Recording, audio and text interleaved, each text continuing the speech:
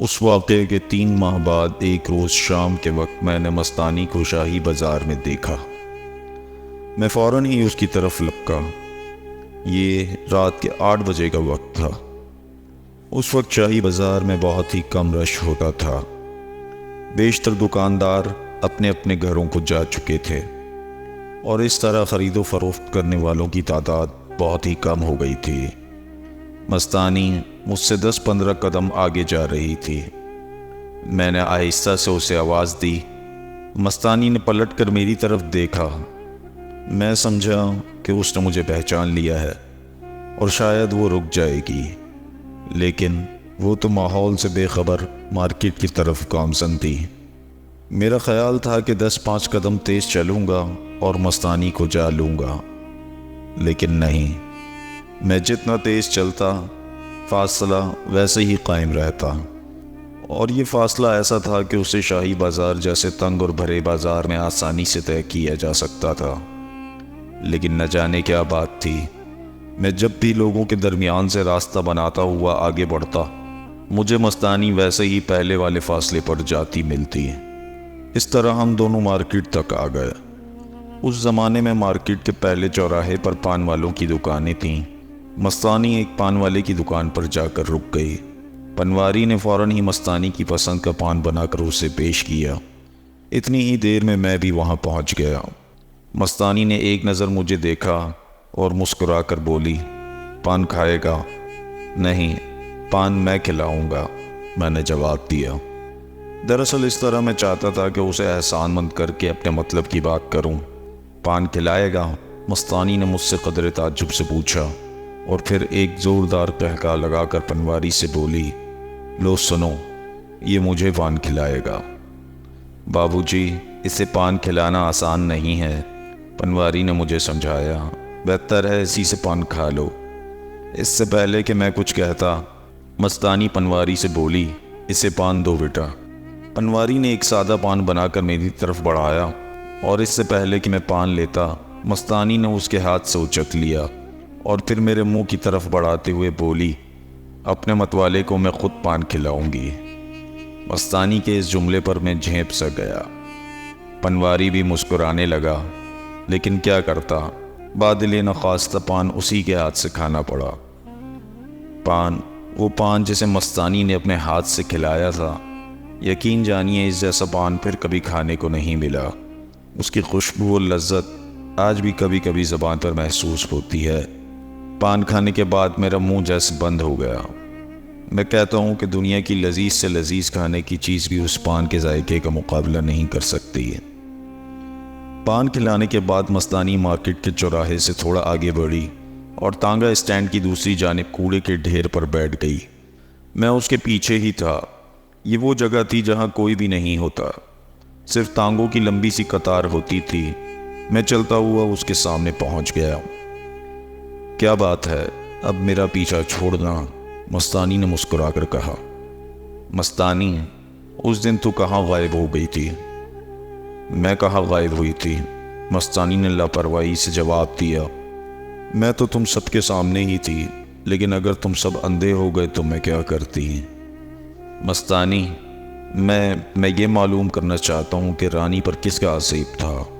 میں نے ڈرتے ڈرتے پوچھا۔ ہنومان تھا، وہ زمیندار کے بیٹے نے بیچا تھا، مستانی نے اسی طرح لاپرواہی سے جواب دیا۔ مستانی، میں نے اسے مخاطب کیا اور پھر سوچنے لگا کہ اس سے اپنے دل کی بات کس طرح کروں۔ کیا یہ حواس باختہ عورت واقعی کوئی ماورائی ہستی ہے؟ جا، اب مجھے تنگ نہ کر، مستانی نے مجھے خاموش دیکھ کر کہا۔ نہیں مستانی نہیں، مجھے یہ بتاؤ، ہنومان کون ہے؟ اسے کس طرح بھیجا جا سکتا ہے؟ کیا آصف کا وجود ہے؟ کیا جادو واقعی اثر رکھتا ہے؟ میں نے ہمت کر کے ایک ساتھ کئی سوال کر ڈالے۔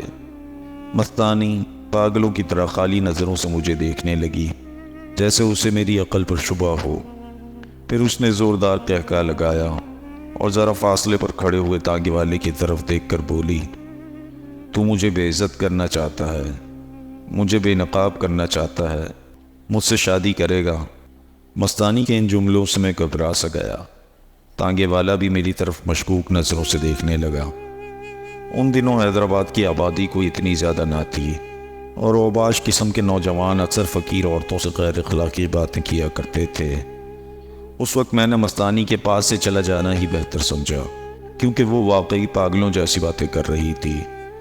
میرے دماغ میں نہ جانے کیوں یہ بات سما گئی تھی کہ مستانی کچھ نہ کچھ ضرور ہے، وہی میرے دل کے اندر معجزن تجسس کو ختم کر سکتی ہے۔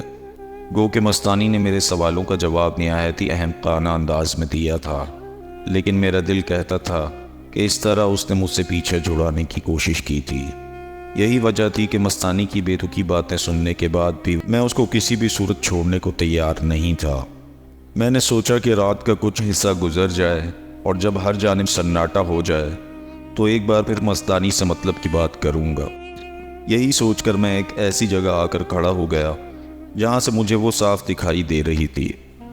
رات بھیگی جا رہی تھی، میں تانگوں کی آڑ میں کھڑا تھا۔ مستانی کافی فاصلے پر کوڑے کے ڈھیر پر بیٹھی کاغذ کے ٹکڑوں سے کھیل رہی تھی۔ فلم کا آخری شو ختم ہو چکا تھا، قطار میں صرف 2-4 ہی ٹانگے رہ گئے تھے۔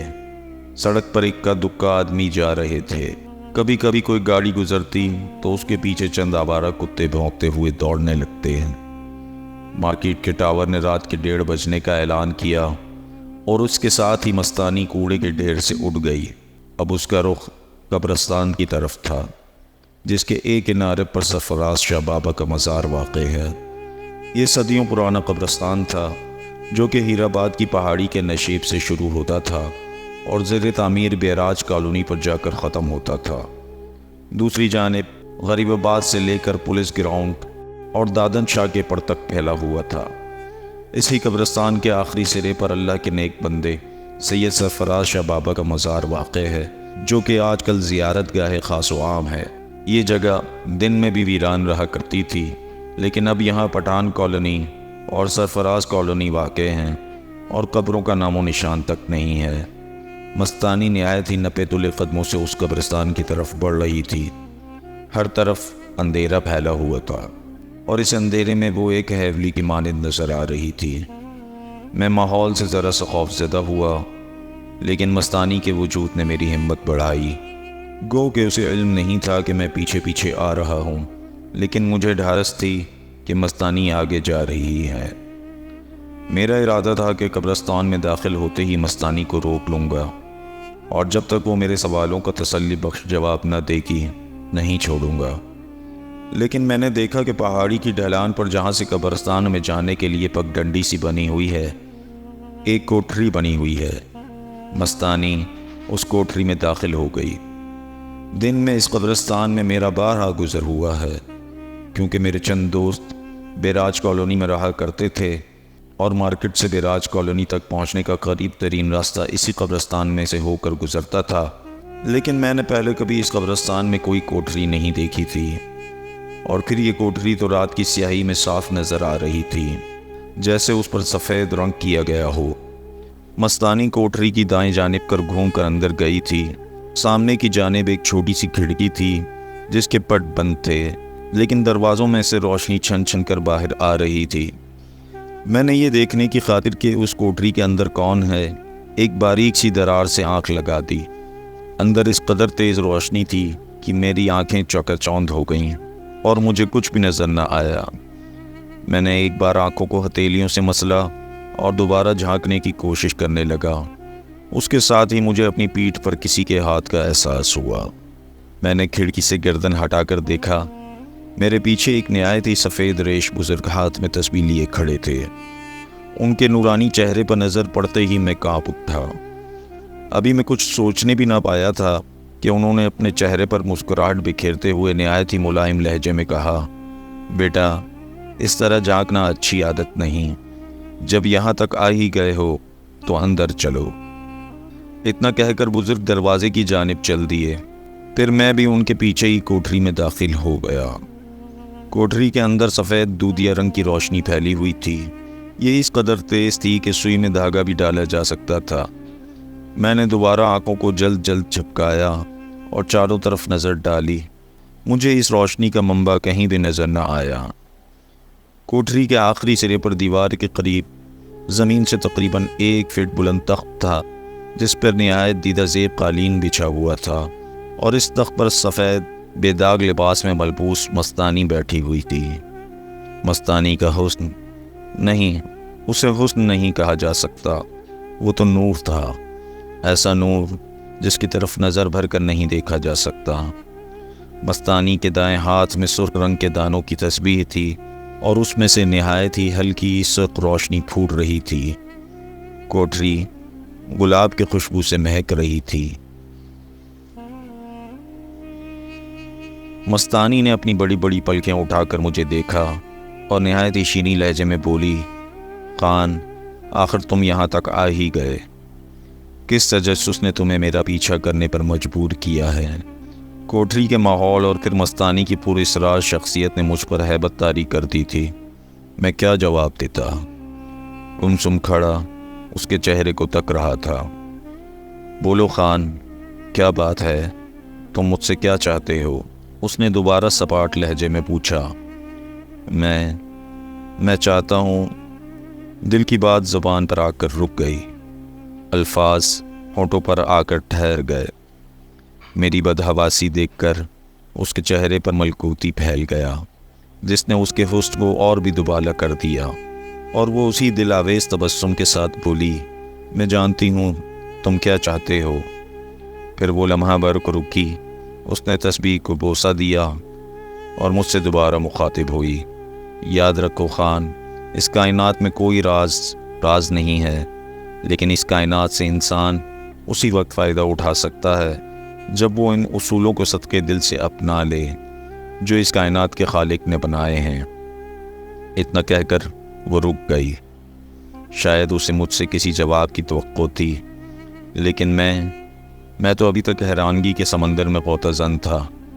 اس نے معنی خیز نظروں سے مجھے دیکھتے ہوئے کہا، تمہارے شعور پر آج بھی مادہ کی ہلکی سی تہ جمی ہوئی ہے، لیکن اس میں قصور تمہارا نہیں ہے، کیونکہ اس کائنات میں ہر شے مادہ سے بنائی گئی ہے، اور پھر انسان اس مادی ماحول سے اتنا زیادہ متاثر ہو چکا ہے کہ ذرا سی تبدیلی اس کے لیے نہ صرف حیران کن ہوتی ہے بلکہ پریشانی کا باعث بھی بن جاتی ہے۔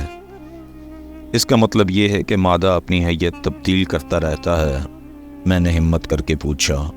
نہیں، یہ بات نہیں، مستانی نے جواب دیا۔ اصل راز جاننے کی خاطر سب سے پہلے یہ دیکھنا چاہیے کہ مادہ ہے کیا، مادے کی اصل کیا ہے۔ ہمیں جو کچھ بھی دکھائی دیتا ہے، جو کچھ بھی سنائی دیتا ہے، ہم جو کچھ بھی محسوس کرتے ہیں، کیا یہ سب حقیقت ہے؟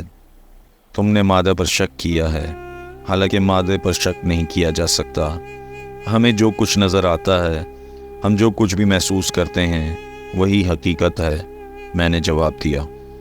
اگر تمہاری بات کو تسلیم کر لیا جائے تو پھر یہی دیکھ لو۔ اتنا کہہ کر مستانی نے اپنے اطراف ہاتھ سے اشارہ کیا، جس کا مطلب کوٹری کا ماحول تھا۔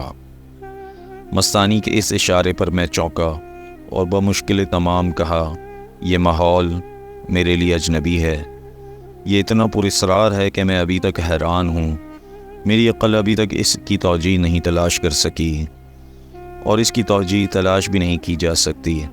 مستانی نے ہنس کر کہا، کیونکہ قبرستان میں داخل ہوتے ہی تمہارے حواس خمسہ کی تمام باطنی قوتیں جاگ اٹھیں، اور اب تم کو جو کچھ نظر آ رہا ہے حقیقت ہے۔ اسے نظر بندی بھی تو کہا جا سکتا ہے، میں نے جھجکتے ہوئے کہا، کیونکہ میں سمجھتا تھا کہ حواس خمسہ کی قوتوں کو دھوکہ دینا ہی کمال ہے، اور مداری یہی کمال دکھا کر سب کو حیرت زدہ کر دیا کرتے تھے۔ ہاں، تم کہہ سکتے ہو، کیونکہ تم ابھی مادے کی حقیقت اور اس کائنات کی اصلیت سے واقف نہیں ہو، مستانی نے اطمینان سے جواب دیا۔ پھر تخت پر پہلو بدل کر بولی، لیکن جہاں تک نظر بندی کا تعلق ہے، اس کا حقیقت سے کوئی بھی واسطہ نہیں ہے، اس میں صرف حواس خمسہ کی ایک قوت بصیرت ہی کو دھوکہ دیا جا سکتا ہے، اور وہ بھی وقتی طور سے۔ اس کا مطلب یہ ہوا کہ اس کائنات کے بارے میں حواس خمسہ کی قوتیں ہمیں دھوکہ دیتی ہیں؟ میں نے پوچھا۔ نہیں، یہ بات نہیں ہے۔ انسان کسی بھی حقیقت کو اسی وقت تسلیم کرتا ہے جب حواس خمسہ کی تمام قوتیں اس پر گواہ ہو جائیں۔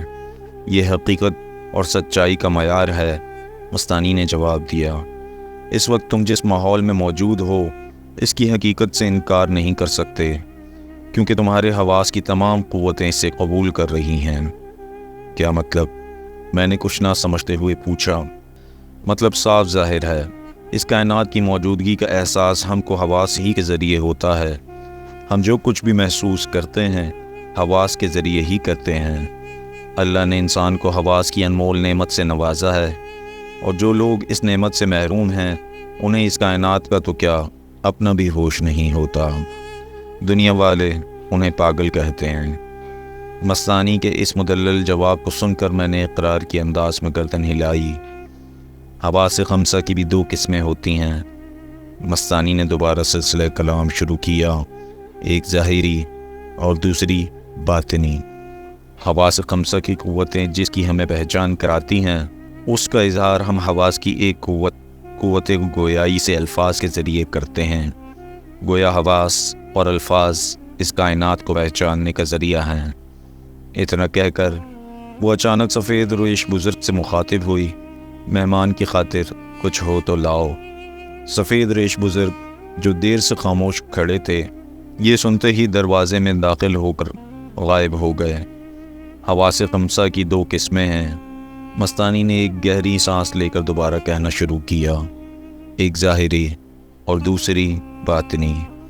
اس نے اپنے الفاظ پر زور دے کر کہا، ظاہری قوت مادے کے باہر دیکھتی ہے، جبکہ باطنی قوت مادے کے اندر جھانکتی ہے اور اس کی حقیقت کو پہچانتی ہے، اور جب یہی قوت اپنی انتہا کو پہنچ جاتی ہے تو پھر کوئی راز نہیں رہتا۔ یہ کائنات انسان کے لیے مسخر ہو جاتی ہے۔ ایسا انسان روحانی دنیا کا باسی ہوتا ہے۔ اس کائنات کی حقیقت جاننے کے بعد وہ صحیح معنوں میں اشرف المخلوقات کہلانے کا حقدار ہوتا ہے۔ مستانی کی اس عالمانہ گفتگو نے مجھے محو حیرت کر دیا۔ میں سوچ بھی نہیں سکتا تھا کہ اس قدر کی قلندرانہ طبیعت کی مالک علم نفسیات اور مابعد النفسیات پر اس قدر دسترس رکھتی ہوگی۔ اب میں احساس کمتری کا شکار ہو چکا تھا۔ مستانی کے سامنے میری حیثیت خاک کے ذرے سے زیادہ نہیں تھی۔ وہ علم کا ایک ایسا دریا تھی جس کی تہ نہیں تھی، لیکن میں بھی آسانی سے شکست ماننے والا نہیں تھا۔ میں نے اس کی عالمانہ گفتگو پر یہ کہہ کر پانی پھیر دیا، میں تمہاری کوئی بھی بات نہیں سمجھا، تم ان باتوں کو آسانی سے سمجھ بھی نہیں سکو گے۔ مستانی نے نہایت ہی شفقت سے کہا، اس کائنات کی حقیقت جاننے کی خاطر انسان کو سخت محنت کرنا پڑتی ہے۔ وہ مجھے سمجھانے والے لہجے میں بولی، اس حقیقت کو بھی جاننے کے دو طریقے ہیں۔ اس نے اپنے دائیں ہاتھ کی دو انگلیوں سے اشارہ کیا۔ ایک مادی طریقہ ہے جس میں کسی بھی شے کے بارے میں مادی وسائل سے غور و فکر اور مشاہدہ کیا جاتا ہے، اور جسے جدید دور میں سائنس بھی کہا جاتا ہے۔ دوسرا طریقہ جسے مذہب کہا جا سکتا ہے۔ دنیا کے تمام مذاہب میں اس کا طریقہ کار موجود ہے، اور لوگ اپنے اپنے مذہب کے طریقہ کار کے مطابق جسمانی اور دماغی ورزش کر کے اس حقیقت کو جاننے کی کوشش کرتے ہیں۔ مذہب سے اس کائنات کا کیا تعلق ہے؟ میں نے اسے ٹوکا۔ بہت گہرا تعلق ہے، مستانی نے تخت پر ہلکے سے ہاتھ مار کر کہا۔ حق تعالیٰ نے یہ کائنات بنائی ہی اس لیے ہے کہ انسان وحدانیت کو پہچان لے، قدرت کو مان لے، اور اس مقصد کی خاطر اسے مذہب کا لباس پہنایا ہے۔ مذہب کے بغیر انسان اس کائنات کو نہیں پرکھ سکتا، اور جب وہ اس کائنات کو نہیں جان سکتا تو خالق کائنات کو بھی نہیں پہچان سکتا۔ اس کے علاوہ بھی تمہاری سائنس، اس نے انگلی سے میری جانب اشارہ کرتے ہوئے کہا، اس حقیقت کو تسلیم کرتی ہے کہ اس کائنات میں ہر شے کا اپنا مرکز ہے، اور انسان کا مرکز مذہب ہے۔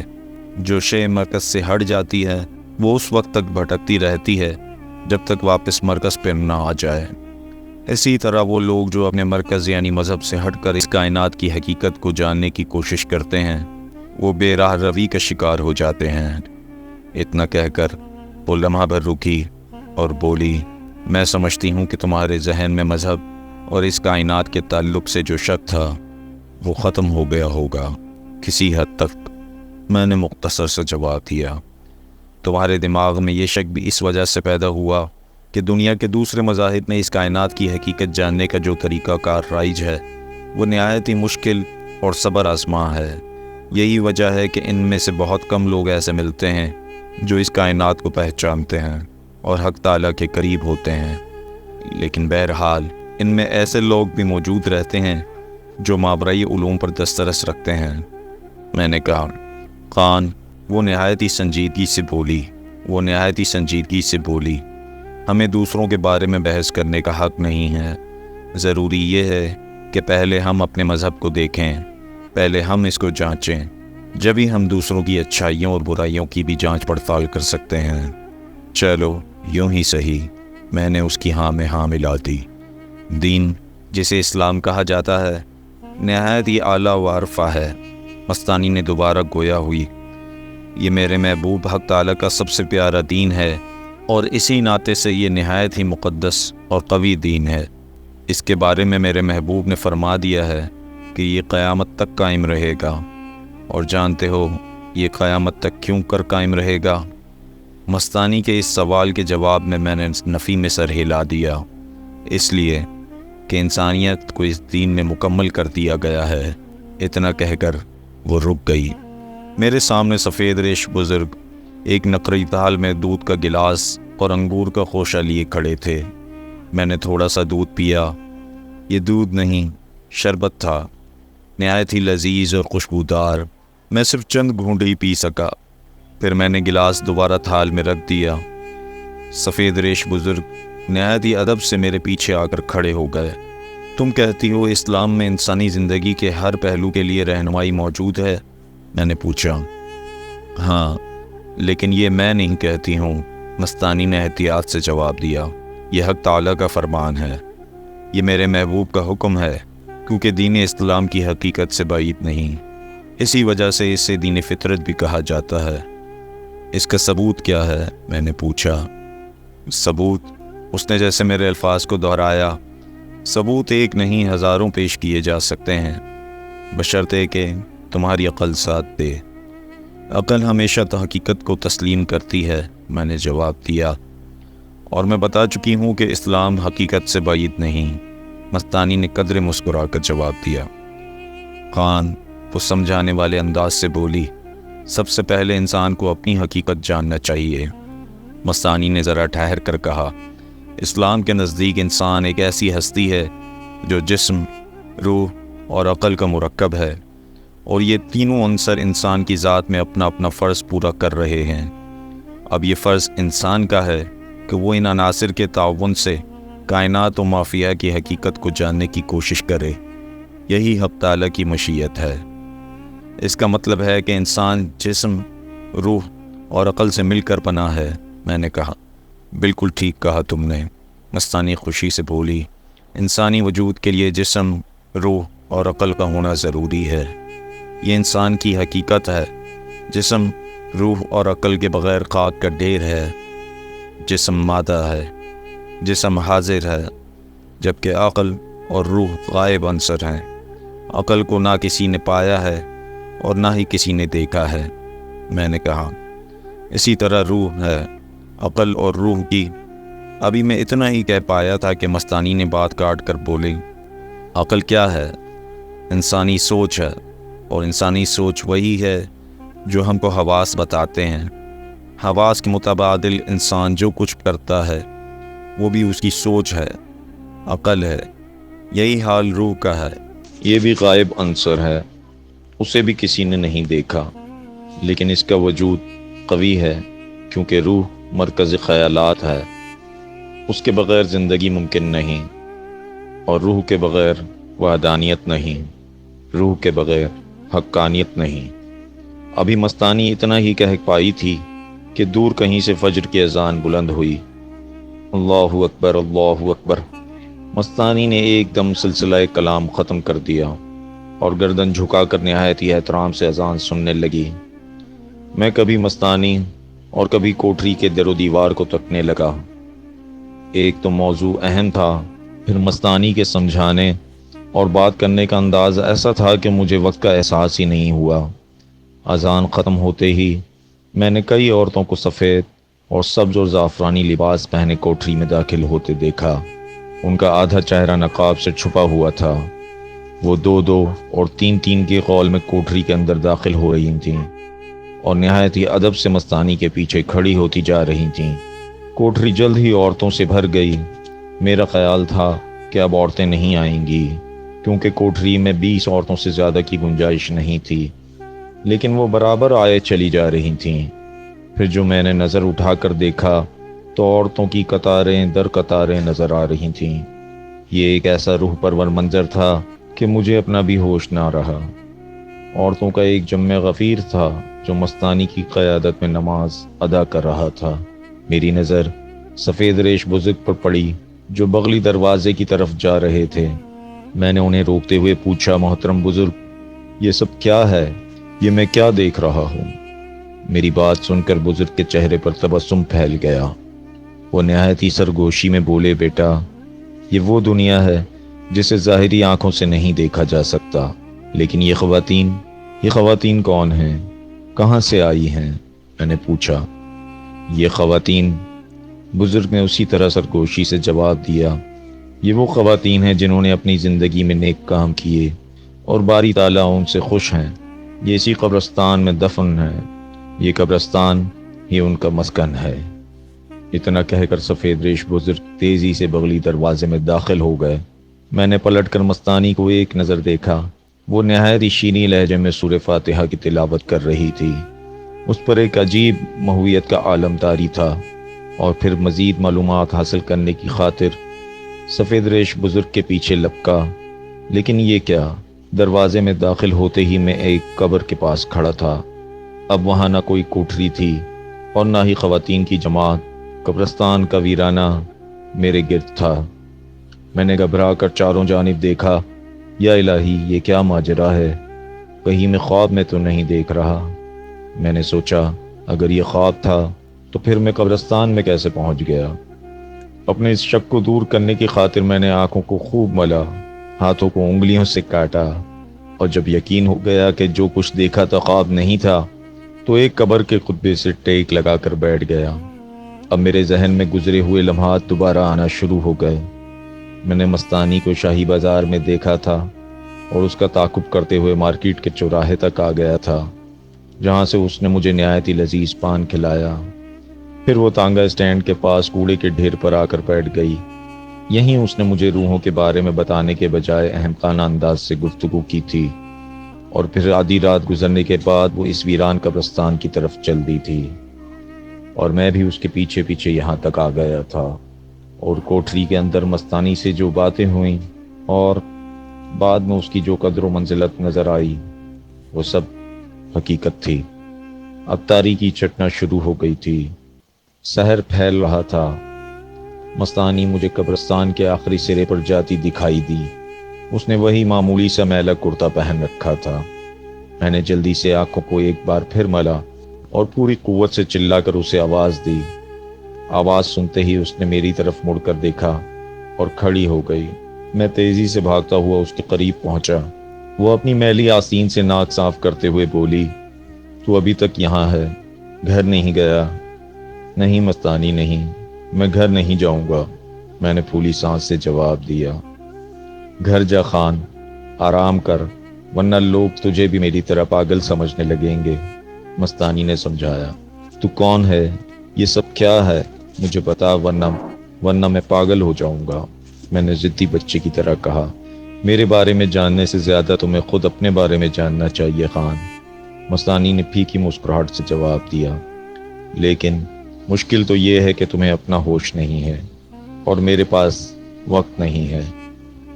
تو پھر کیا میں یوں ہی رہ جاؤں گا؟ میں نے پوچھا۔ سوچنا تو یہی ہے، اس نے خلا میں دیکھتے ہوئے کہا۔ پھر دوسرے ہی لمحے زوردار سا کہکا لگا کر مجھ سے عشق کرے گا؟ میں نے اقرار کے انداز میں گردن ہلا دی۔ ٹھیک ہے، اگر تیرا عشق سچا ہے تو آدھی رات کے بعد جیکب تالاب پر آ جانا، مستانی نے جیسے مجھے حکم دیا۔ جا، اب گھر جا۔